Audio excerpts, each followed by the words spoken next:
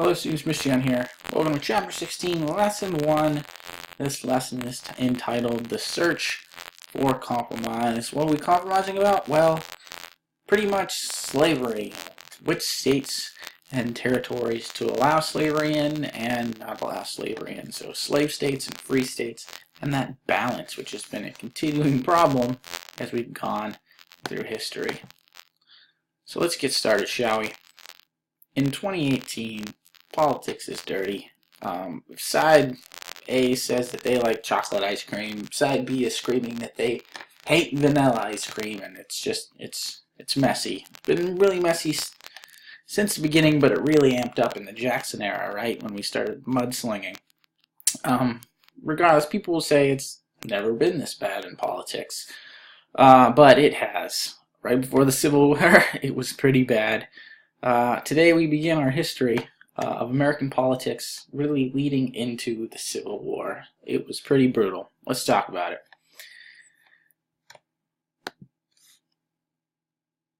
So, the issue of slavery had been in American politics since, well, the beginning. Remember how every time there's a new state, they always had to wait for another state to come in, so they would keep that balance in the Senate. Yeah, that business basically continues until it eventually breaks down.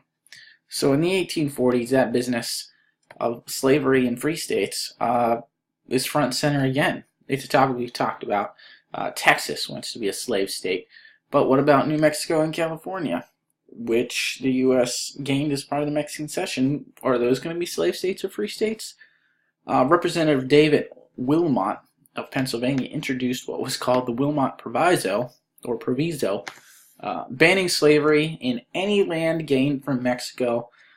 He did this right after the war began. He just assumed that the U.S. would win. Of course, the South rejected the proviso. John C. Calhoun said no government, state or federal, had the authority to ban slavery. There just basically wasn't enough agreement among anyone in Congress on these ideas, so nothing happened. The problem just kind of lingered. In the 1848 presidential election, the Mexican War was over, and no decision had been made regarding slavery in the new territories, New Mexico, California, those places. The Whig Party was going to run Zachary Taylor this election for president, and the Democrats were going to run Lewis Cass.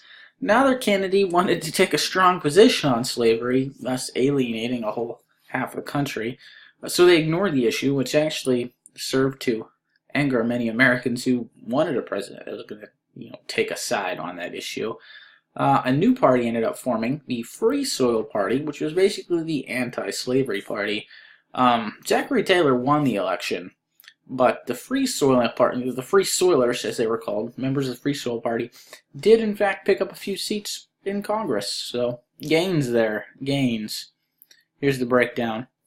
Now, the South in general was concerned over the growing abolition movement, which we talked about in detail in the last chapter. The South was calling for strong fugitive slave laws. These fugitive slave laws would require all states to return runaway slaves. So as it was, once slaves made it to the North, they were good. They were free.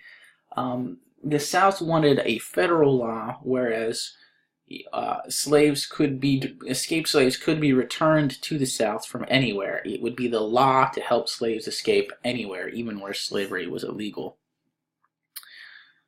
Now, the year is 1849, and California wants to join the Union as a free state. Not only that, anti-slavery groups are calling for Washington, D.C., the capital of the nation, which is technically in the South, to be slave-free. They want to make it a slave-free area of the United States, despite the fact that it's in the South. The South is angry about all of this. Things aren't going their way. And this is when the South actually starts to talk about seceding or leaving the Union, basically not being a part of the United States anymore. Henry Clay proposed a compromise. California could enter as a free state as long as the rest of the territories from the Mexican Cession could be slave states, basically. The slave trade, but not slavery itself, would be outlawed in Washington, D.C., which is sort of a phasing out procedure, but not outright banning of slavery in Washington, D.C. Also, a stronger fugitive slave law would be passed, all packaged together in one big old bundle of a law. The compromise would not pass, but thanks to some political magic pulled by Senator Stephen Douglas of Illinois, basically all these things ended up being passed, but just as 5 separate bills. This bundle of bills is known as the Compromise of 1850. Even though technically law, Northerners at times downright refused to enforce or follow the Fugitive Slave Act, so people wouldn't turn each other in for helping slaves escape or knowing about escaped slaves, and juries wouldn't convict people that were caught helping slaves escape or whatever. So it's still just, well, even though it was law, nobody was following the law in the North. Alright, let's bump down to the Kansas-Nebraska Act. So this is another mess. Stephen Douglas, that senator we just talked about, from Illinois, proposed the Kansas-Nebraska Act in 1854. Back when they made the Missouri Compromise, they had drawn a line, it's right here, and they had said, alright, slavery is allowed in any territory gained below this line, and slavery is not allowed in any territory gained above this line. So this is going to make the South mad, because as you can see here, there's 2 territories above the line at the time. This wasn't really part of the mess yet. Well, it was, but you can see California is already free. And there's Indian territory here, only 1 slave state down below Texas. So this was going to end up with 2 free states, which means 4 free state senators to the 2 basically slave state senators, and this was not, this was going to upset the balance.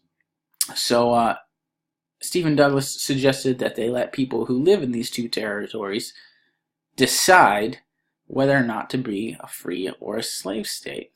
People didn't like this plan in the North because it was essentially allowing for a territory that had been made to be free to end up possibly being a slave state.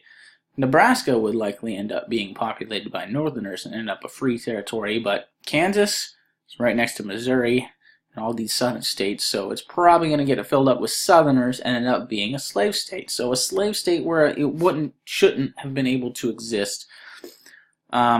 This idea of letting the people decide whether or not their state would be slave or free is called popular sovereignty, so the ability for the people to decide. The Kansas-Nebraska Act, allowing this to happen, narrowly passed in 1854, effectively overriding this old Missouri Compromise line. So now, instead of these being free and down below being slave, they're going to let the people who move in there decide. And this is going to cause, well, a terrible situation. Some people say the real beginning of the Civil War.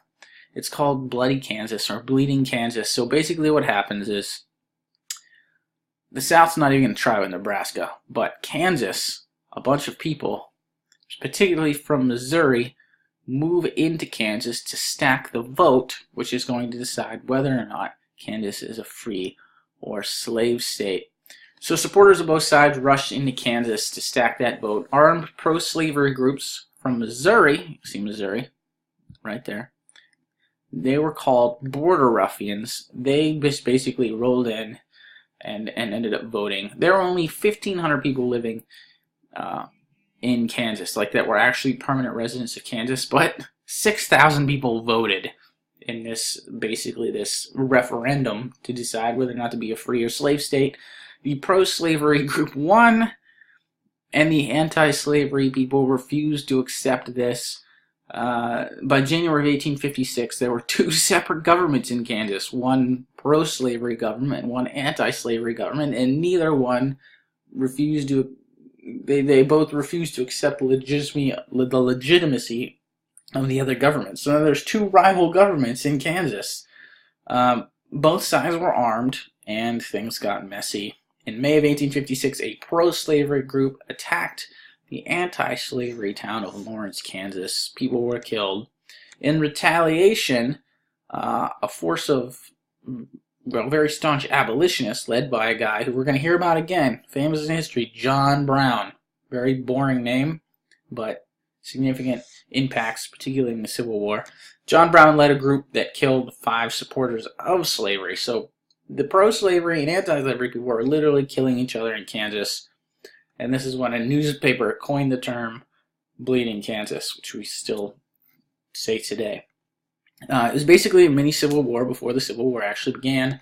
Federal troops had to show up in October to stop the violence. So that's going to be it for today. Tomorrow, the downward spiral towards the Civil War continues. A little extra. Around the time that the fate of Kansas was being discussed, a member of the House of Representatives walked into the Senate chamber and actually beat another senator unconscious over this whole issue of slavery and a personal slight. It was a bad sign of things to come. You can read all about it with this link. Let's hop over to the quiz.